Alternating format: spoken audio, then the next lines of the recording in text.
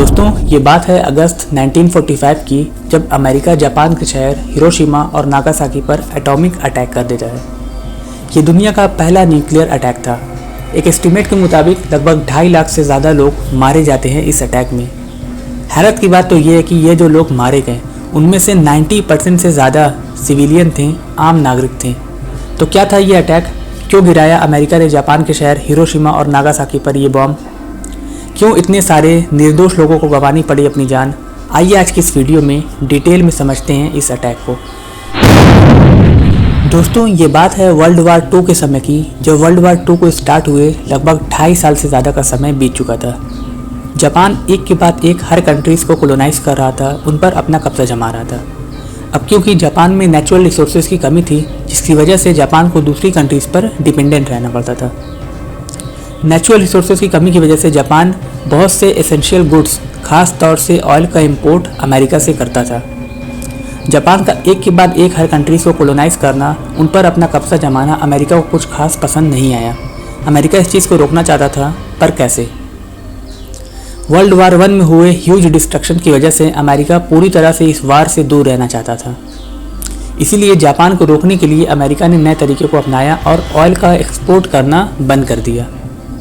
अब जैसा कि अभी हमने डिस्कस किया कि जापान में नेचुरल रिसोर्सेज की कमी थी, जिसकी वजह से जापान 75% से भी ज़्यादा ऑयल अमेरिका से इंपोर्ट करता था। अब ऐसे में अमेरिका द्वारा जापान को ऑयल का एक्सपोर्ट बंद कर देना जापान के लिए एक बड़ी प्रॉब्लम क्रिएट हो चुकी थी। पर जापान ने भी हार नहीं मानी। उसने अपनी नेचुरल रिसोर्सेज की रिक्वायरमेंट को फुलफ़िल करने के लिए नए ऑप्शंस के बारे में सोचना चालू कर दिया। अब ऐसे में जापान को कुछ ऐसी कंट्रीज़ पर कब्जा चाहिए था जहां नेचुरल रिसोर्सेज की भरमार हो, जिससे उसे अमेरिका जैसी कंट्रीज़ पर डिपेंडेंट ना होना पड़े। अपने इस मकसद को अंजाम देने के लिए जापान ने सबसे पहले फ़िलीपींस पर कब्जा करने के बारे में सोचा। पर जापान के सामने समस्या ये थी कि फ़िलीपींस ऑलरेडी अमेरिका की कॉलोनी थी। अब ऐसे में अगर जापान फ़िलीपींस पर कब्जा करता है, जो कि पहले से ही अमेरिका जैसी पावरफुल स्टेट की कॉलोनी है, तो जाहिर सी बात है रिटर्न में अमेरिका उस पर अटैक कर सकता है। इस समस्या से निपटने के लिए जापान ने सोचा क्यों ना मैं पर्ल हार्बर में मौजूद अमेरिका के मिलिट्री बेस को ही डिस्ट्रॉय कर दूं, तबाह कर दूं, जिससे अमेरिका अटैक नहीं कर पाएगा और हम आसानी से फ़िलीपींस पर कब्जा कर सकते हैं। अपनी इसी सोच के साथ जापान 7 दिसंबर 1941 को अमेरिका के पर्ल हार्बर मिलिट्री बेस पर अटैक कर उसे पूरी तरह से डिस्ट्रॉय कर देता है। ऐसा करके जापान पूरी तरह से फ्री हो जाता है। उसे लगता है कि अब अमेरिका उस पर अटैक नहीं करेगा। पर ऐसा सोचना जापान की सबसे बड़ी गलती थी।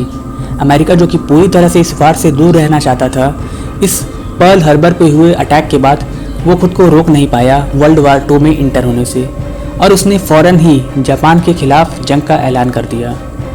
पर्ल हार्बर पे हुए अटैक के बाद अमेरिका ने भी जापान पर कई अटैक्स किए और जापान और अमेरिका के बीच कई सालों तक वार चलता रहा।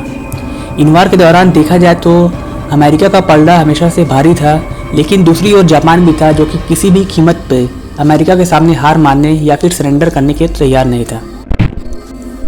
अमेरिका द्वारा की गई जापान को रोकने की सारी कोशिशें बेकार जा रही थी। ऐसे में अमेरिका ने सोचा अब बस, अब बहुत हो गया। अब अमेरिका ने जापान के ऊपर न्यूक्लियर अटैक का फैसला कर लिया था और 6 अगस्त 1945 को अमेरिका जापान के शहर हिरोशिमा पर एक एटॉमिक अटैक कर देता है। ये बॉम्ब इतना खतरनाक था कि इसके गिरते ही इंस्टेंटली हज़ारों लोगों की मौत हो गई।